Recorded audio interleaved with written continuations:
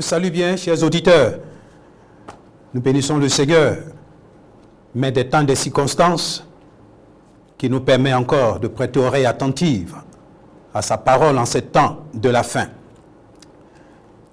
Le sujet sur lequel nous voulons porter notre réflexion, nous la tirons ou la formulons de la façon suivante: choisis la bonne part qui ne te sera point ôtée.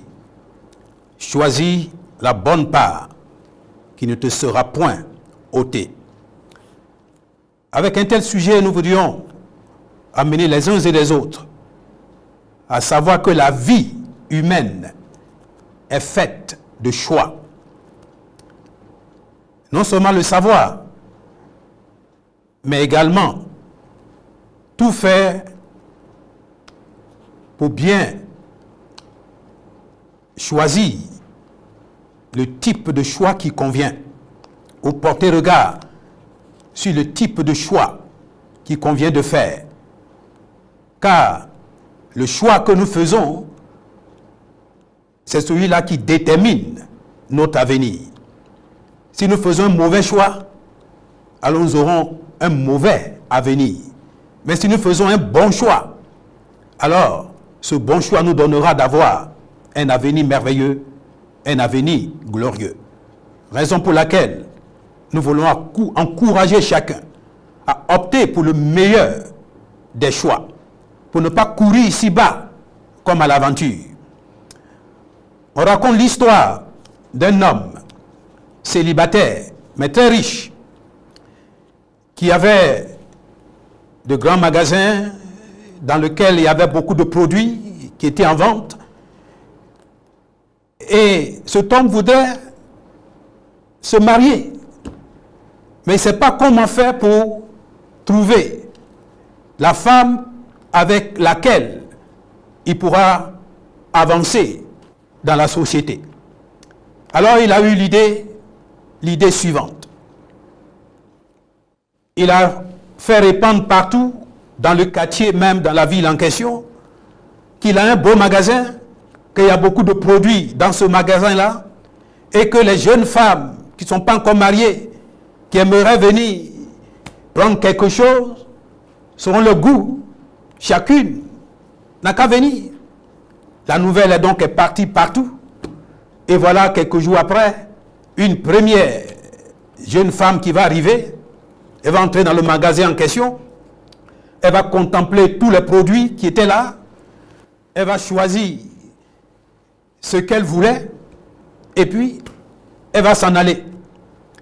Une deuxième encore va arriver, elle va aussi regarder tous ces produits, rassembler tout ce qu'elle aurait voulu, et puis elle va s'en aller également. Et voilà une troisième qui arrive. Arrivée, elle va regarder bien sûr tous les produits, tout le matériel qui est en vente. Ensuite, elle va porter regard sur le monsieur qui était assis. Après, elle regarde encore les produits. Et puis, elle regarde encore le monsieur. Et puis, elle dit ceci: monsieur, c'est toi que je choisis. Pourquoi c'est moi? Voilà, je vous invite pour prendre ce que vous voulez. Les autres sont venus. Chacune a pris son pain, chacune a pris son parfum, tout ce qu'elle a voulu. Elles sont parties. Choisis pour toi. Prends, puis va-t'en. Elle dit: non, monsieur, c'est toi que je veux. Car je sais que si je te choisis, toi là, tout en même temps est à moi. Mais si je prends seulement des produits que je vais, et quand les produits finissent, où je vais partir? Je préfère toi. Alors, les yeux du monsieur ont été ouverts, et c'est dès ce jour-là qu'il va engager le processus pour le mariage en question avec cette jeune femme en question. Car cette jeune femme a fait un bon choix. Un bon choix qui lui permettra d'avoir une quantité de bénédictions à sa disposition. Dans le cadre de la vie chrétienne, il est important que le chrétien puisse choisir la bonne part qui ne lui sera point ôtée. Pour nous aider à apprécier un tel sujet, lisons ensemble ce texte, Luc, chapitre 10, versets 38 à 42, où il est écrit ceci. Luc 10, 38 à 42. Comme Jésus était en chemin avec ses disciples, il entra dans un village et une femme nommée Marthe le reçut dans sa maison. Elle avait une sœur nommée Marie qui s'étant assise au pied du Seigneur écoutait sa parole. Marthe, occupée à divers soins domestiques, survint et dit, « Seigneur, cela ne te fait-il rien que ma sœur me laisse seule pour servir? Dis-lui donc de m'aider. » Jésus lui répondit, « Marthe, Marthe, tu t'inquiètes et tu t'agites pour beaucoup de choses. Une seule chose est nécessaire. Marie a choisi la bonne part qui ne lui sera point ôtée. » Ce texte-là a été écrit par Luc. De ce texte, 4 vérités fondamentales doivent être captées par tout chrétien sérieux en ces temps de la fin, afin que ces vérités-là puissent le disposer, à savoir désormais faire le bon choix, savoir choisir la bonne part qui ne lui sera point ôtée. La première vérité, nous a dit au verset 38, Jésus était en chemin. Il dit comme Jésus était en chemin avec ses disciples. Ici, il s'agit de Jésus en mission. Car pendant son ministère terrestre, le Seigneur parcourait toutes les villes, tous les villages, en enseignant dans les synagogues, prêchant la bonne nouvelle du royaume, guérissant toute maladie et toute infirmité. C'est donc dans le cadre de sa mission que Jésus était en mouvement, c'est-à-dire en chemin avec ses disciples. Et l'expression Jésus en chemin, non seulement parle de sa mission, mais en même temps, nous ouvre les yeux sur la brièveté de son temps. Car s'il est en chemin, ce qui veut dire que son parcours va finir bientôt. Il a déjà démarré, il a initié, il est en mouvement. Et très bientôt, son activité ici-bas va prendre fin. Cela nous conduit en même temps à la seconde vérité. Le Christ qui était en chemin, il est dit, va être reçu dans une maison. Il va être reçu dans une maison. Il est dit, il entra dans un village et une femme nommée Marthe le reçut dans sa maison. En réalité, le Christ venu ici-bas en mission, son souci, le fardeau qui pèse sur son cœur, c'est qu'il puisse être accueilli, bien reçu par les uns et les autres, afin qu'il puisse rester connecté à de telles personnes. Car c'est uniquement sa présence en nous et à nos côtés qui nous permettra de voir notre avenir être construit, notre avenir être bâti de façon merveilleuse. C'est en cela que Jean 1, verset 12 dit ceci, « À tous ceux qui l'ont reçu, à ceux qui ont cru en son nom, il leur a donné le pouvoir de devenir enfants de Dieu. » Si en son temps, Jésus en déplacement a été accueilli par Marthe, sachons-le, Jésus est toujours en activité aujourd'hui. C'est pourquoi son nom est proclamé partout dans le monde entier. Et il veut que chaque être humain puisse l'accueillir, que chaque être humain puisse l'inviter à entrer dans sa vie, à entrer dans sa maison. Dans Apocalypse 20, Apocalypse 3, plutôt verset 20, il dira ceci, en s'adressant à l'église de Laodicée, par l'apôtre Jean. Il dit, je me tiens à la porte et je frappe. Si quelqu'un m'ouvre, j'entrerai chez lui, je souperai avec lui et lui avec moi. Oui, le Christ est venu ici-bas. c'est pour que l'homme puisse l'accueillir, l'homme puisse le recevoir, l'homme puisse entrer en alliance avec lui. Car c'est sur la base d'une telle réception, d'un tel accueil du Christ dans nos vies, dans nos maisons, c'est ce qui va donner à chacun de nous de connaître un avenir glorieux, un avenir merveilleux. La troisième vérité, bien que Jésus ait été bien accueilli dans cette maison par Marthe, cependant, le texte nous fait constater deux attitudes différentes à l'endroit de la personne de Jésus-Christ. Bien qu'il ait été accueilli, mais voilà que ceux qui l'ont accueilli ne vont pas tous avoir la même attitude à son endroit, le même comportement à son endroit. La première attitude, c'est celle de Marthe, elle qui pourtant a accueilli Jésus dans la maison. Il est dit au verset 40, Marthe, occupée à divers soins domestiques, survint et dit, Seigneur, cela ne te fait-il rien que ma soeur me laisse seule pour servir? Dis-lui donc de m'aider. Marthe, bien qu'elle ait accueilli Jésus, elle était préoccupée par diverses autres choses, par des affaires certainement personnelles. Elle n'avait pas de considération pour celui-même qu'elle a accueilli. Elle n'avait pas de respect à son endroit. La preuve même, son langage montre que elle ne témoignait pas de respect à l'endroit de Jésus. Puisqu'elle dit, Seigneur, ça ne te fait-il rien que ma soeur me laisse seule pour servir? Cette sorte de plainte révèle qu'elle n'avait aucun respect pour la personne de Jésus qu'elle a pourtant accueilli dans la maison. Et en plus de cela, elle était un outil de trouble par rapport à ses relations, par rapport à sa sœur, car elle est en train de l'accuser. Elle était comme fâchée contre elle. Voilà Marthe. Voilà ses attitudes à l'endroit de celui pourtant qu'elle a bien accueilli.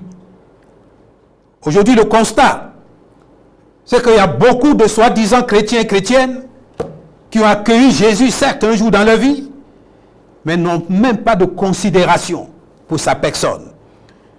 Ils sont préoccupés uniquement à leurs affaires personnelles. Et quand leurs affaires ne marchent pas, mais ils se plaignent contre Dieu. Ils insultent même Dieu. Ils se fâchent contre Dieu. Et ils se disent chrétiens. Ils se font appeler chrétiens. Voilà des comédiens. Ce sont des gens qui ont une belle apparence religieuse. Mais le cœur n'a aucun respect pour la personne de Dieu. Aucune considération pour la personne de Dieu. Et parce qu'ils n'ont aucun respect pour la personne de Dieu, cela se voit ensuite par leur mauvaise attitude à l'égard de leurs frères et de leurs sœurs. Jalousie, compétition, toutes sortes de choses bizarres. Il n'y a pas de vraie communion fraternelle. Pourtant, le Christ est là.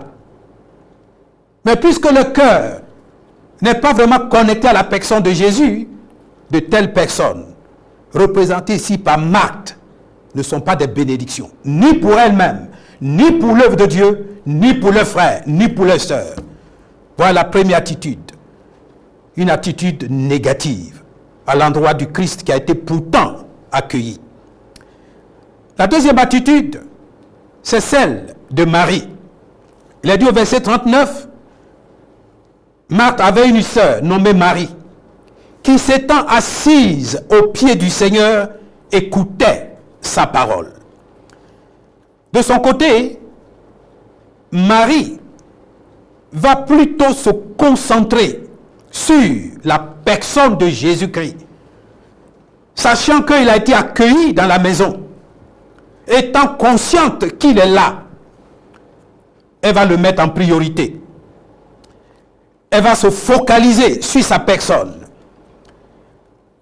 Et la première chose qu'elle va faire, il a dit, assise à ses pieds, assise aux pieds du Seigneur. Et la deuxième attitude, pour écouter sa parole. Donc elle prêtait une oreille attentive à ce que le Seigneur enseignait, communiquait comme vérité. Assise à ses pieds et écoutant sa parole. En réalité, voilà ce que Dieu attend. Pour quiconque l'accueille dans sa vie, pour quiconque se dit chrétien ou chrétienne, si Jésus est vrai dans ta vie, la première attitude que Dieu attend, c'est que tu puisses apprendre à t'asseoir à ses pieds. Se tenir aux pieds du patron, se tenir aux pieds du maître, c'est avoir à son égard une attitude d'adoration. C'est comme étant courbé à ses pieds pour le célébrer, pour l'exalter, pour reconnaître sa seigneurie, sa toute-puissance. Et non seulement se disposer à le célébrer ainsi, en étant à ses pieds, mais prêter une oreille attentive pour recevoir ses instructions, pour capter sa vérité. Quand c'est temps de la fin, sans la vérité de Dieu dans nos vies, nous allons être égarés, nous allons être troublés. L'ennemi va nous entraîner dans la perdition. Mais si nous savons nous asseoir au pied du Maître pour recevoir ses instructions, c'est ce qui va permettre à notre vie de connaître une avancée significative pour que nous puissions voir notre avenir être construit de façon merveilleuse. Face à ces deux attitudes, il est important de capter qu'aujourd'hui, parmi tous ceux qu'on dit ou qu'on appelle chrétiens, chrétiennes, sachons qu'il y a ces deux types de personnes. Il y a les personnes du côté de Marc qui sont là uniquement pour leurs propres affaires. Le nom de Jésus est utilisé pour leurs propres affaires. Ils n'ont aucune considération pour sa personne. Ils n'ont aucune crainte pour sa personne. Ils n'ont aucun cœur disposé à obéir à sa vérité. Ils sont là seulement pour les affaires. Les prières même qui s'adressent à Dieu, c'est comme si c'est eux qui sont les patrons de Dieu, qui sont les chefs de Dieu. Ils donnent des ordres à Dieu, car ils n'ont aucune considération pour sa personne. Ils n'ont même pas la conscience que Dieu, c'est lui qui a initié leur vie ici-bas, et c'est lui qui a le pouvoir et le droit de mettre un terme à leur vie ici-bas. Mais ils vivent comme si c'est eux-mêmes qui sont des dieux.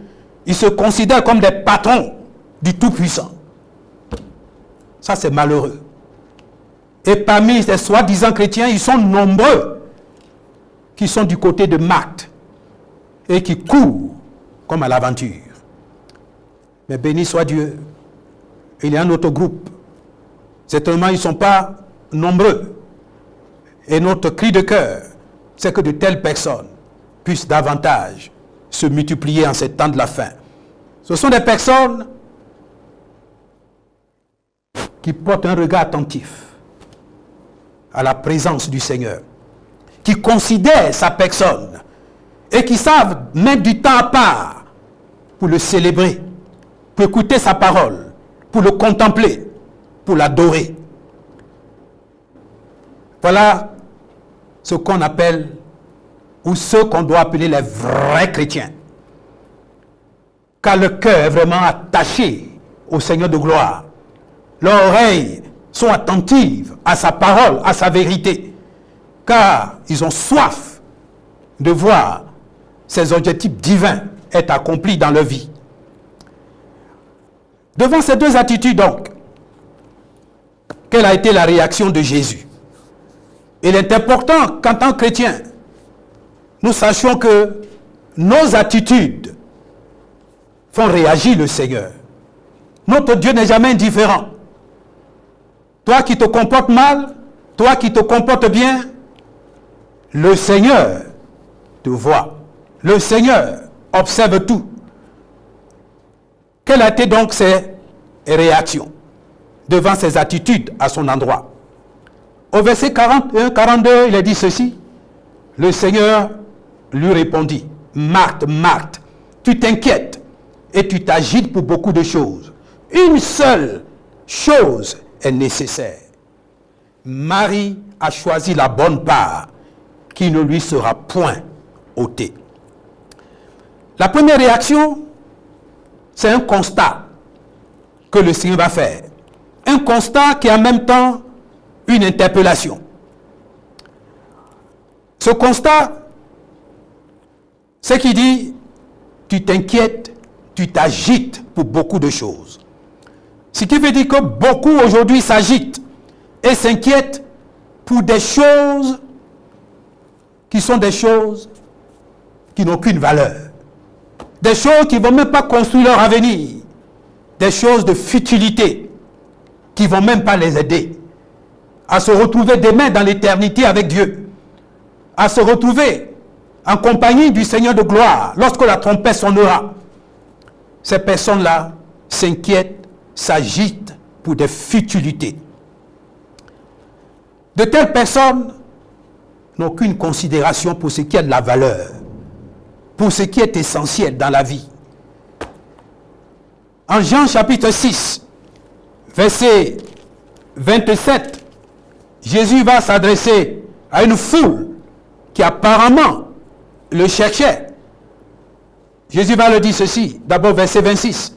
En vérité, je vous le dis, vous me cherchez, non parce que vous avez vu des miracles, mais parce que vous avez mangé des pains, que vous avez été rassasiés.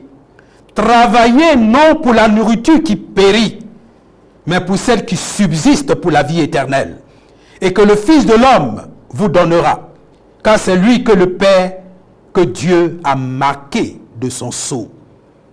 Oui, le constat premier que Dieu fait aujourd'hui et qui amène une interpellation, c'est qu'il y a beaucoup de soi-disant chrétiens et chrétiennes qui s'inquiètent, qui se soucient, qui s'agitent pour des choses futiles, pour des choses qui n'ont même pas de valeur, pour des choses qui ne vont même pas construire leur avenir. Et de telles personnes n'ont aucune considération pour la personne de Dieu. La deuxième réaction du Seigneur, après ce constat qui amène une interpellation, le Seigneur va faire savoir qu'une seule chose est nécessaire dans la vie. Une seule chose est nécessaire dans la vie. Et c'est par rapport à cette seule chose qui est nécessaire dans la vie qu'il va préciser que Marie a choisi la bonne part qui ne lui sera point ôtée. Il dit une seule chose est nécessaire. Quelle est cette chose qui est nécessaire dans la vie dont le Seigneur parle ici? Il s'agit d'abord d'être conscient de sa présence. Il est avec nous, il est en nous. Soyons conscients de ça.